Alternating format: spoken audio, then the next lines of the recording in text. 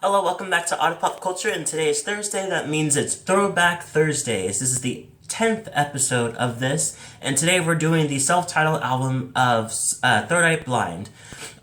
This one came out in 1997.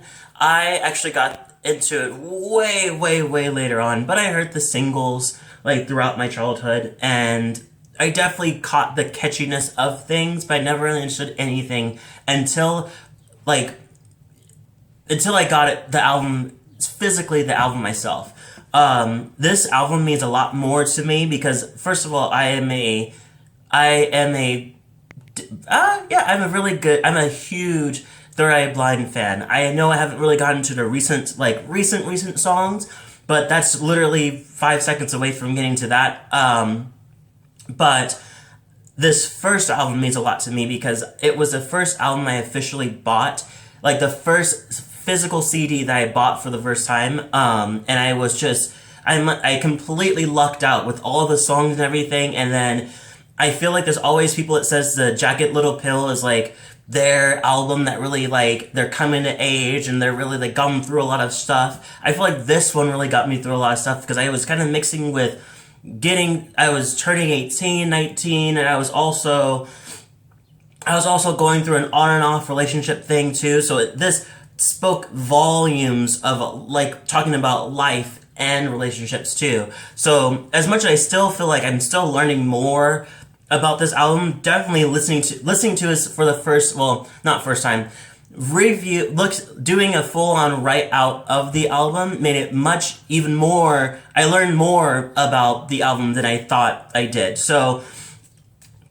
enough with the whole intro direction. I want to get into it because I have a lot to say about this album. And I want to break down as much as I can because there's so much things that he talks about, that they talk about. So let's get started. So first of all, Third Eye Blind, if you don't know who they are a San Francisco band. They've been around for a long time. If you heard the semi-charmed life, the do, like, then you know them. So let's just get into it. So the first song we're going to start off with was a huge slap in the face of this is the mood of the album, so get into it kind of thing. Losing a Whole Year. So Losing a Whole Year is pretty much a expressive direction of pretty much equating the time wasted on a failed relationship and to a loss of a full entire year. He talks about a lot of pieces to it where he says he's like, I remember you and me used to spend the whole damn day in bed. And it's just like, it seems like they did a lot of stuff together. They really were connected in certain places. And then as things went on, certain things started dropping out. So, and he also started to see a lot of who she is, which is, as we see, is a rich girl who wanted to lean into the dark side, so she got into him while the time that he was addicted to drugs, and she wanted to be part of those misfit parties because she's mad at dad. So because, as he says, like, your dad left you with no love, so you touch everything with the velvet glove. And I feel like that's the kind of direction where she's like, oh, I really want to see. So, but he starts to see that he's pretty much being used in a way as some type of like fleeting thrill. So, and to the point where she's not really as smart as he is due to the fact that he has a little more life experience in certain ways. So he'll say he says, always copping my truths. I kind of got a feeling that I'm being used. Pretty much saying like taking what he says, his little smart quotes and everything that he says, applying it to everybody and then regurgitating it to somebody else, but not really understanding what he means about when he says things. So yeah, and it feels like at the end of the final end of it, so it goes to a point where he also sees that their relationship is more sexual. That's more of the centerpiece of it. They're not really getting any closer more than they are having fucking a lot. So and also the piece of it where it goes into the end where it talks about how she pretty much just kind of just went afterwards, and there's a part where he says craning your neck at the car wreck, which pretty much talking about how, for me, I seen it as she is looking back at the problem, but not looking to fix anything, looking back at the damage that has been done inside the relationship and not feeling remorse or any type of like, oh, let me try to like fix this. It doesn't seem like she cares. It seems like she looks back because she's curious to see about the car crash. Like, you know how people are in traffic and they're like, oh, there's a car crash, so everybody slows down to see it. But there's no intent to like stop and put the fire out or stop to help the people. Like, they just want to see what's happening. Going into the next song, which is my favorite song of the full album, just because sonically it's so good, is Narcolepsy. So this one is not entirely about narcolepsy. I think it's more about sleep paralysis. So the guitarist Kevin, I wrote like very crazy. Colligan, he pretty much had this whole talk about how he suffered from a lot of sleep disorders and how he hated falling asleep, so he would drink to help like keep awake, or he would do things to try to like fix it, but it seems like every time he falls asleep he's into a nightmare. And then he has like sleep paralysis direction too, which is, I've definitely have had that before, and it's really, really scary. So I can only imagine how he feels about that. And so he's like, I can feel his narcolepsy slide into another nightmare. He's like, as much as he tries to run from it or try to fix it, he just finds himself just going right back into it. As he says, how would you like to feel, how would you like to be alone and drowning? Pretty much not able to kind of talk to much people about it, but at the same time, he's just feeling it over and over again. And I think it's so interesting how they write it down. How he kind of talks about that, as he says, I'm on a train, but there's no one at the helm. Pretty much in like adding more to the idea that he has no control over this direction. Semi-Time Life is a complete hoot. I love this song. I really loved it when I first heard it. This one talks about a very dark direction of a relationship that descends into drug use. #meth. This one pretty much talks about the idea that they are both in that space where they're both addicted to drugs, meth, but it seems like they're enabling each other in this direction because they love how it feels. But at the same time, you can also see that he's saying, I want something else to get me through this semi-time kind of life. And I think that it's pretty much saying, like, I don't think this is how we should be doing this. I don't think this is healthy to fix our problems. And so he says that, but at the same time, it seems like he's not looking for it entirely now, but he wants it to happen eventually. Same with her. She wants it too. But at the same time, he also has some things where he's like doing meth and coke as he says, I keep stock with the TikTok rhythm, a bump for the drop. Pretty much a bump for the drop means when he starts to go down, he takes a bumps him right back up. Going into Jumper, which is another popular song, and also one of my favorite songs too. I actually heard this before I even knew it was like super, super popular. So I was like, oh, people really like this song. I thought I was just the only one. But it's really, really good. It's pretty much talking about the idea, not just about the fact that somebody's a suicidal person, but the idea of it's pretty much an anti-suicidal song. Suicide song. It talks about how, pretty much, as he said it himself, Stephen Jenkins, who's the lead singer, pretty much said it himself. Stephen or Steven, pretty much said himself, it's just like, it's supposed to be meant for you to put your, it's supposed to be a space to put your past away. It's a tale to put your past away. And as he says, everybody has a reason to say, put your past away. I don't think anybody knows what we're doing here. Kind of pretty much saying like everybody has their own demons. You can face your demons like when you're ready and everything. And I think that's something it's another option instead of ending your life. And I think it's so beautifully written. Graduate is one which is I kind of liked. I didn't really connect to it too much, but it pretty much talks about graduating in a metaphoric direction of, can I move to the next part of my life? Can I get from, as he says, can I get my punk ass off the streets? And pretty much, I don't want to die on the vine. I want to I want to knock it all down. Pretty much, he wants to make a wave. He wants to make things happen. He doesn't want to stay still all day, forever, for all his life. Going into how it's gonna be is a very interesting song. So when I first got into it, I thought I knew what it was about, which is just pretty much on the ball what it is about, but there's more to it. So I thought he was in a, as it says, like burnout from a current relationship, wondering what it's going to be like without them. That's what I thought it was. It seems like we're coming to an end, but I wonder what it's going to be without us to not together. But it seems like that I thought that I didn't really catch was when he says, 'cause I don't care how's it going to be, is that I thought it was, 'cause I don't care how's it gonna be. I didn't know it was all together, saying that he actually does not care how it's gonna end, how it's gonna turn out, or what's gonna happen afterwards. He just wants it done. So yeah, but this sound is really nice. So his voice, I feel like, is one of the best parts in this album. One of them. We're not getting to the best vocals yet. We're gonna get there. And then some songs, Thanks a Lot, Burning Man, and Good For You. Those one I didn't really start because I do like them, but I felt like we go into a bit of a dark direction where he kind of starts taking over. As Thanks a Lot, he definitely talks about the power struggle between a relationship where he pretty much has the power in a relationship by criticizing her and walking over her and pretty much flexing that type of power, but at the same time saying that I'm the one for you to do this. And then I guess the relationship ends anyway, so he's like, thanks a lot. But it's kind of weird. It sounds a bit abusive in a way. It's like, oh, thanks for making it the worst thing ever, even though I'm the one that's causing the pain. Burning Man is the next one I really like, that I liked, but didn't really star.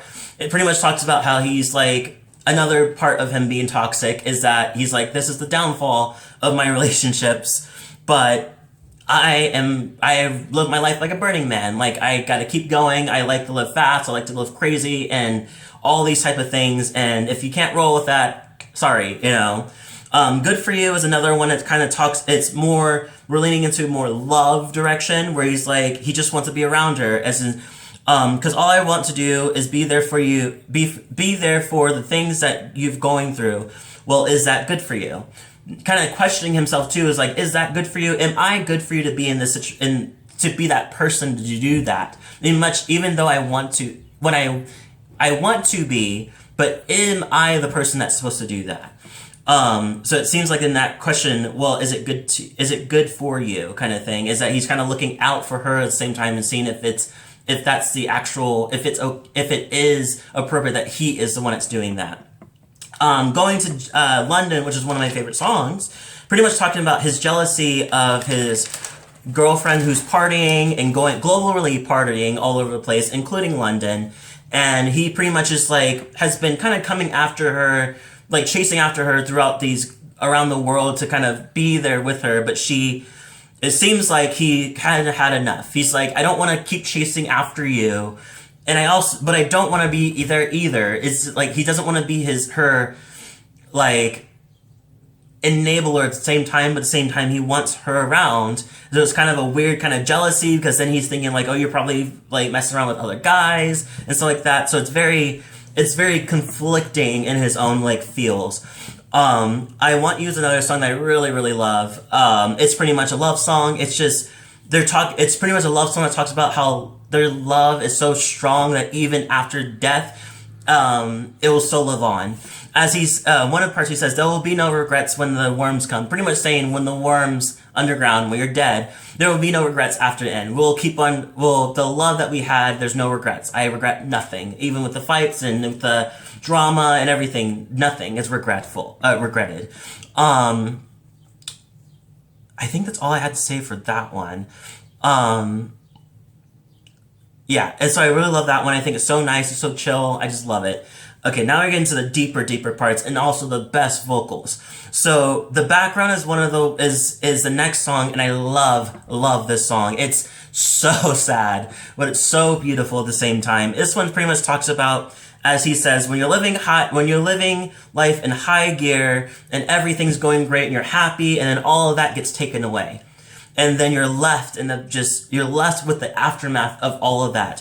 As he says, like, I live in numbness now in the background. Pretty much just completely numb and just don't really it just aimlessly just don't know where to go now. Now that everything has been wrapped around this person or whatever has happened. I think it's leaning into person, so I'm going to call into that.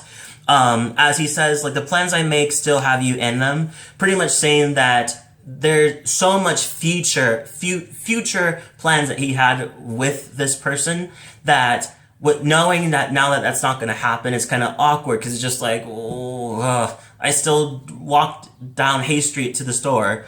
That same thing that they used to do all the time. So it's just like, now I have to figure out where do I go from here as myself? What is my life now? Because I felt, and the part that I really love is because I felt you long after we were through. So it feels like he's really just still loves her, even though everything has ended. He still loves this person. And so yeah, motorcycle drive-by leans into it and kind of continues the story, where it seems like he goes to Lower Chelsea to kind of make it work again, because it seems like she moved.